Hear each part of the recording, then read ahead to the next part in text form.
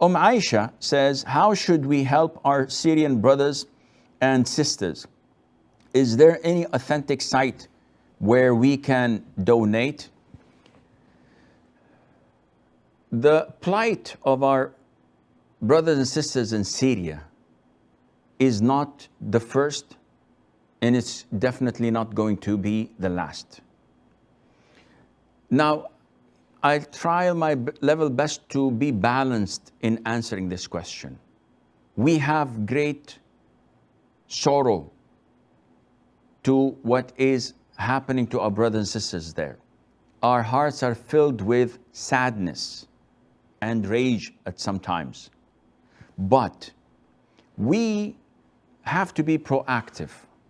It is not only happening in Al-Ghouta. It is happening all over Syria. And it's not only happening in Syria. It is happening in Myanmar. The Rohingya are being far more slaughtered than them. It's genocide.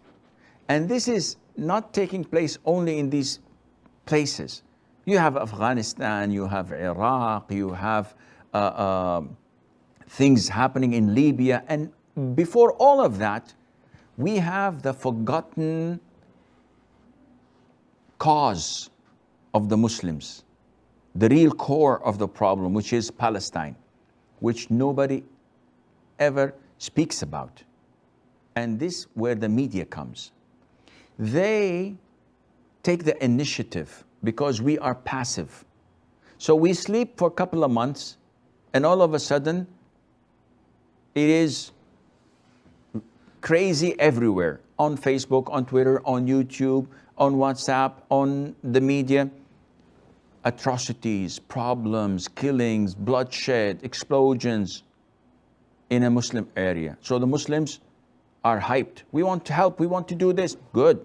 This is what we should be doing 24/7. But then it comes down and they make it happen somewhere else, in a third place, and a fourth place. What happens is that the Muslims get fed up. They get accustomed. Spreading these photos and videos of Muslims being attacked kills the heart. These are our brothers and sisters, and they're suffering. Yet you're enjoying watching their bloodshed and their plight. Did they allow you to show their pictures? Wouldn't that be backbiting? Wouldn't they feel sorry for themselves that people are circulating their agony and pain? So what can we do? It's a very simple question that requires a very serious answer. إِنَّ اللَّهَ لَا يُغَيِّرُ مَا بِقَوْمٍ حَتَّى يُغَيِّرُوا مَا بِأَنفُسِهِمْ. Verily, Allah would not change what a people are going through until they change themselves. You want victory, you have to change yourselves. If you look all around you, the Muslims are not committed to their religion. Bit by bit, they're compromising their own religion.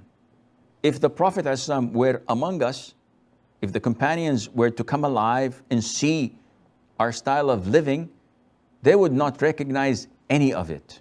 Anas ibn Malik, may Allah be pleased with him, was once crying. So Az-Zuhri asked him, Anas, why are you crying and you are the companion of the Prophet ﷺ? Now remember that he is the companion of the Prophet ﷺ. He said, I looked around and could not recognize anything which is similar to the time of the Prophet ﷺ, except for the prayer. The only thing that I can relate to is praying, 5 daily prayers, and even that, you have wasted it. Meaning, you, the tabi'een. What would happen if he came in our times and looked at us?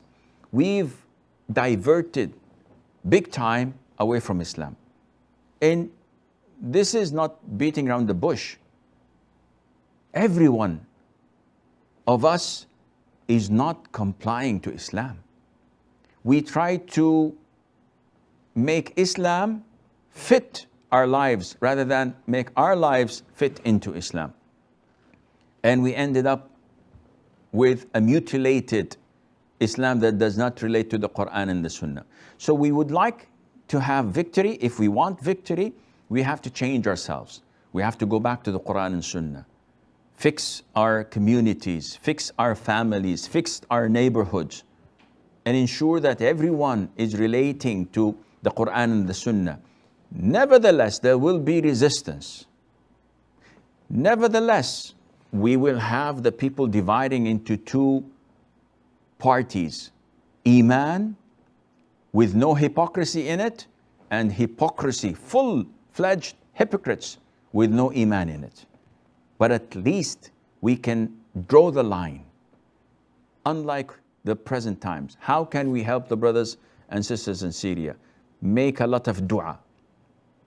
How many times do you make dua for them in the last third of the night at night time when you pray tahajjud? How many times do you pray for them in your sujood? This is something you have to ask yourself. How do we help our brothers and sisters in Syria? By financially contributing. And this is why Aisha says, is there any authentic site where we can donate? You have to do your homework and ask. Generally speaking, you may trust the Islamic organizations abroad because they're monitored so that there won't be any money laundering or abuse of the money. And at the same time, they have the liberty to go and help, unlike a lot of the other Muslim organizations that were shut down or blacklisted for no apparent reason except that they are helping Muslims. So you have to do your work and you have to look for it, insha'Allah Azza wa Jal.